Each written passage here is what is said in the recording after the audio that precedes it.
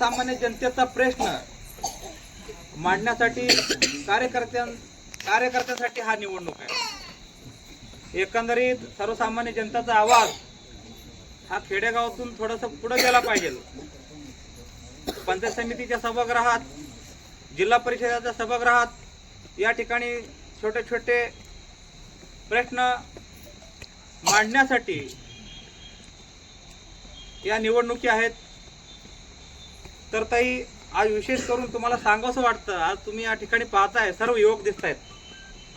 लोकसभेला हीच युवक पिढी तुम्हाला मतदान करून मंद्रुपमध्ये आपणास भरघोस मतदान या ठिकाणी झालेलं आहे। तर विशेषतः असं आहे, 2012ला मी 12वी पास झालो। त्यानंतरनं 2013ला लोकप्रिय खासदार सन्मान्य प्रणितीताई शिंदे यांनी प्रथमतः मला वयाच्या 19व्या वर्षी विद्यार्थी संघटनेच्या दक्षिण सोलापूर तालुका अध्यक्षपदी दिल्या। त्यानंतर माझा राजकीय प्रवास सुरू झाला। त्यासोबत सर्वसामान्य विद्यार्थ्यांचा प्रश्न मी हळूहळू मांडत गेलो व या राजकारणात रस घेतला।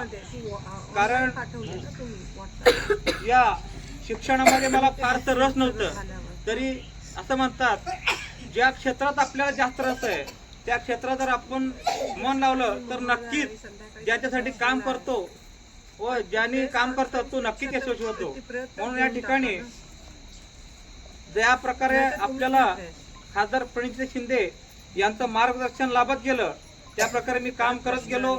आज या ठिकाणी सर्वजण आलात। मी तुमचाच मुलगा, तुमचाच भाऊ, तुमचाच मित्र म्हणून येत्या निवडणुकीमध्ये मला तुमच्या पदरात घ्यावं असं मी विनंती करतो।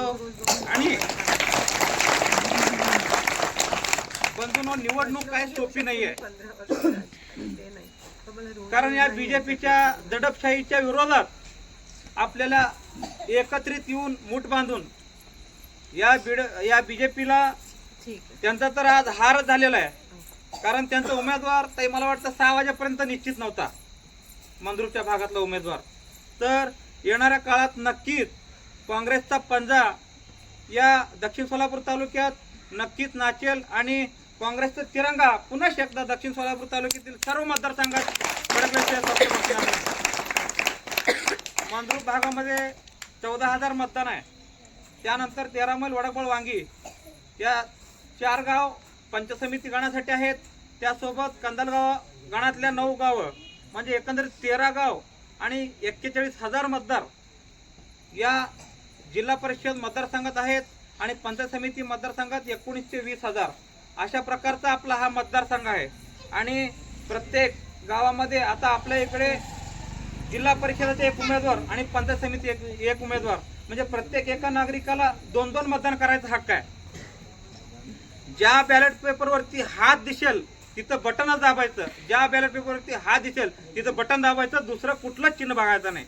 आणि येणाऱ्या काळात आम्हाला सर्वसामान्य कार्यकर्त्यांना तुमची सेवा करण्याची संधी द्या, त्या ठिकाणी मी विनंती करून सर्वांचा आशीर्वाद घेऊन मी थांबतो।